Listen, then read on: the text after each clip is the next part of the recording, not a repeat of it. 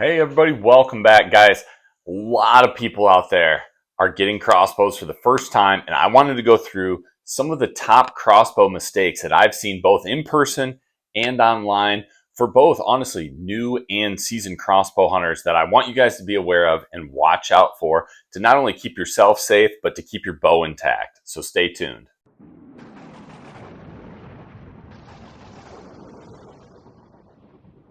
All right, you guys, so let's dive in to this. Will be part one of a two-part video series. We're going to focus mainly on the crossbow in this video, mainly on your arrow in the second video. So the first thing, you guys, is keeping your fingers safe. Crossbows have danger zones where you can, if you stick your finger in the way of the string, you can lose a finger. So a lot of times people want to, especially if they're a firearm hunter, they want to wrap their thumb or get their fingers up into the area above the rail where the string is going to pass through. If you do that, like literally these crossbows today, they can take your finger off. All of them today usually have nice big fore-end grips that you can grab a hold of, or they have a Picatinny rail where something I like, if you want more of a post style grip to keep your fingers from going vertical, you can get a post style grip that will mount right onto that Picatinny rail. Not only do they have a lot of grip options, but they also have these big finger guards now. So there really should be no reason when you grab a hold of the fore end of your crossbow that any of your fingers should be sticking up in the way of the string. Another area with keeping your fingers out of the danger zone is when you're loading your arrow. So looking at your crossbow, remember, when this thing is cocked, and it's not right now, there's going to be a triangle that basically goes over to your trigger box into each cam. Where we don't want our fingers to be is in this area where the string will travel. If you've got string stops, or if you just kind of know where your string is when it's decocked, that's the area where you can safely grab a hold of your arrow. I like to do two fingers just a couple inches in front of the point and just slide it back into the rail right there. So my fingers that whole time were in front of the string stops. So if this bow for some reason were to go off as soon as I put that arrow back into the trigger box, my fingers are safe and out of the way. Some people, and I don't recommend it, but I get it. If you need to do it, if you feel more comfortable, or you need to make sure you get your knock aligned, if your fingers are more in the middle of the rail where that string is going to travel, just pinch it a little bit with the tips of two fingers and slide it in there. I have never had a crossbow go off when I am putting an arrow in and contacting the string back in the trigger box. But if you're going to do it, just be careful because you could be putting your fingers in the danger zone. The next item, number two, I've actually got a different bow here in front of me to show you guys this, is putting the safety to the safe position and then trying to cock the crossbow. So let me be really clear with this statement. Every crossbow on the market is intended and will successfully and safely latch your string and reset your safety when you cock the crossbow with the safety left in the fire position. If you move the safety to the safe position, only some crossbows on the market will actually latch the string if it is decocked and you try to cock it in the safe position. Now, if you forget and you move it to the safe position, what you'll notice is, well, shoot, now I can't move it back to the fire position. I'll show you guys how to fix that in a minute. But just understand, a crossbow is different than a firearm. And if you have the safety in the safe position, the latch mechanism, the stuff inside the trigger box, it is intended to not move in the safe position. So if it's decocked and you're trying to cock your string, all of that stuff is for your safety bound up. And a lot of people forget that. They go to cock their crossbow, they think they got it all the way back, and they go to ease down and the string's not latched. Rip the cocking rope out of their hands, dry fire the crossbow, you've got a broken crossbow. So cock your crossbow with the safety in the fire position.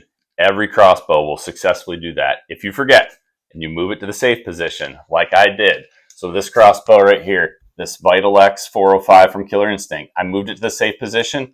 It won't move back forward. So all you got to do is just take an arrow, You don't even have to cock the crossbow. You just slide it in. You're going to move the anti-dry fire mechanism out of the way so the bow thinks there's an arrow in there. Slide your safety back forward, and now you're ready to go. So cock your crossbow with the safety in the fire position. Speaking of cocking your crossbow, another thing people get wrong is using the wrong cocking device. Some crossbows come with hooks. Some come with sleds. Some you can only rope cock. Some you can rope cock or use a crank. Some you can only use a crank. Use whatever the manufacturer says is intended for your crossbow.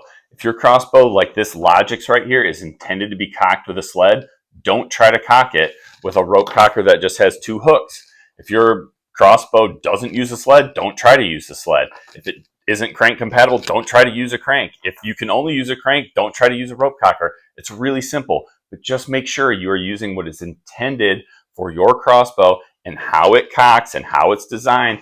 Use what the manufacturer recommends and basically should supply for you. And if it should break, buy another one from your manufacturer, but use the right cocking device for your crossbow. And with that cocking device, like this cocking sled right here, make sure your crossbow cocking device is secured in the right location. So there's, on this Logix right here, there's a little hook back here where your cocking rope goes. Make sure it's not right here and you try to cock it along the scope mount, or where you've got it and some of the slack is wrapped up around part of the optic like that. I've seen that a lot of times where guys go to cock it, all of a sudden something's binding up and it's not right, and the rope slips out of their hands and something happens. So make sure your cocking rope, if you've got a rope cocker or honestly a sled as well, make sure it is routed in the proper way so you're, again, not damaging anything or not hurting yourself when you're trying to cock your crossbow. The next one I got for you is forgetting that this is a crossbow and you've got limbs that are going to contract and get closer together when the crossbow is cocked, and then they're going to expand back to this uncocked position when you fire the shot. Man, I don't know how many times I've seen, especially guys hunting in deer blinds, but also tree stand hunters, where they forget just how wide their crossbow is when it is in the uncocked state or when it's at the finishing stroke of firing their arrow, and they forget, they lose their reference frame and they get their limbs, their cams too close to something, they touch off the shot and you impact whatever it is, the tree, the window of your deer blind, some brush or something that you were hunting in. It doesn't take much, you guys. There is so much energy stored in these crossbows. If you impact something during the shot with your limbs or cams, you're going to have a catastrophic failure. So just be aware of your surroundings and how wide your crossbow is, knowing that you need an ample amount of space to execute that shot safely and properly. Next up, another one I see a lot is not waxing your strings and lubing your rail appropriately. Guys, the manufacturer, with whatever crossbow you get, is going to put in their manual how often you should wax your strings and your cables and put rail lube on your crossbow rail.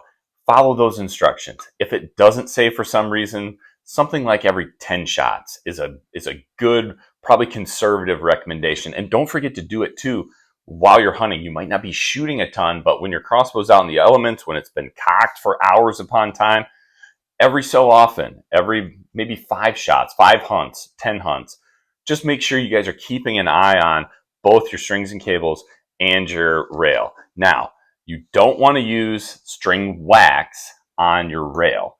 You want your rail lube to decrease friction with your string. String wax does the opposite. That is going to create friction if you put that on your rail. Also, string wax is a little bit thicker, substance. And if you put a whole bunch of string wax on your rail, when you go to cock your crossbow, what you're going to do is you're just going to drag all of that string wax back into your trigger box, get a big old glob of that back there, and then you could have issues down the road with either that wax itself or that wax collecting dirt, debris, stuff like that. So you want to make sure you're using rail lube for your rail, and it doesn't take much, just a little bit. A couple little dabs, wipe it across your rail. You just want your rail to glisten a little bit. Just make it look like it's got just a little thin coat. When it comes to waxing, you guys, wax your string, wax your cables, work it into all the areas. There's a lot of different products out there. I've got String Snot. That's one that I really like. That's one you can find on Amazon. You can find it at probably any bow shop. A lot of people now really like Scorpion Venom. This is a polymeric bowstring wax. This one, really high quality. And honestly, too, I've been really liking doing a combo of Trident pure silicone grease and then some polymeric string wax and working it into those bowstrings and cables really well. That seems to help a ton for preserving string and cable life. And if you've got string or cable wear, guys, take your bow in, get a new string, get new cables. Like, if it looks fuzzy, if your serving's really starting to separate, if you're seeing, you know, a lot of wear and things starting to unravel where the string, the serving travel along the rail, the loop ends, if those look like they're coming undone, don't risk the rest of your crossbow trying to get a few extra shots out of your strings and cables. Go ahead, get them replaced, keep your bow in good working order. Kind of along the maintenance side of things, the next one I've got is just improper assembly of a crossbow. I think the biggest one is not getting your your cable guide correctly positioned and the correct cables going through the correct grooves. If you mix this up, you will get a ton of cable wear. So pay attention to how the manufacturer has shown you how to assemble that, okay? Take, good precaution, get that assembled correctly. Same thing, just making sure you don't under tighten or over tighten bolts. A lot of stuff, at least on the Killer Instinct stuff, comes with like a pre-applied patch lock on it, like a Loctite. So it's gonna help with anti-back out, but you don't want to reef on these things, but at the same time, you don't want all your fasteners loose. And check the fasteners when you guys get a brand new crossbow. Even if they're fasteners that you didn't have to install, go ahead and check them. Make sure everything is snug. And after a few shots, check them again, just to make sure once you get everything dialed in, everything set up, you've got some shots through your bow, you're working through sighting it in, you're kind of breaking it in, you're getting familiar with it. Go back through, check all your fasteners to make sure stuff isn't loose. And last, but certainly not least for this video, is leaving your crossbow cocked for extended periods of time.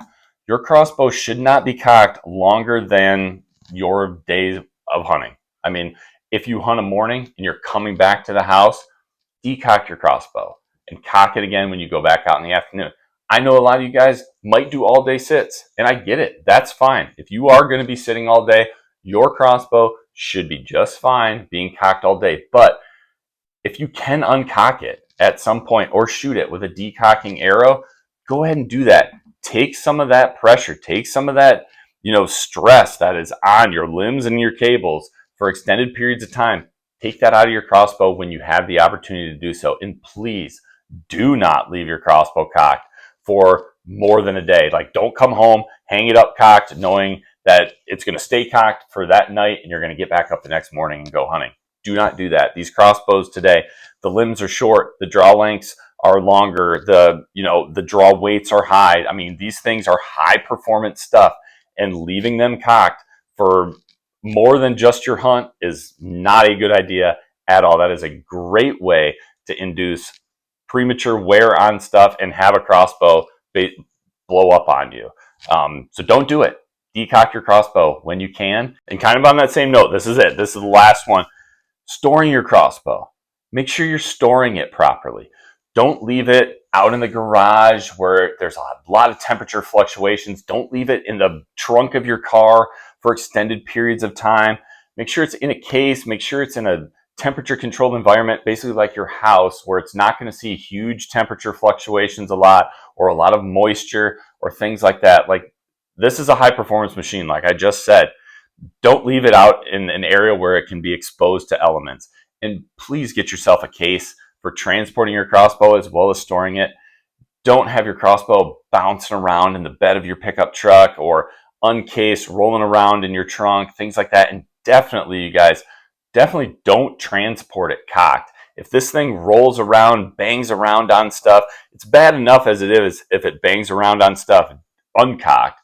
When it's cocked and you've got all that load on the strings and cables and limbs, if it's knocking around on stuff, that is a recipe for disaster. So pay attention to how you store it, how you transport it, and just take care of it like you would some other high performance piece of equipment that you have, because that's what your crossbow is. It's not a shovel. It's not an axe. It's not something you can throw around, bang around, leave outside, leave in the garage, things like that. Keep it in a climate-controlled environment.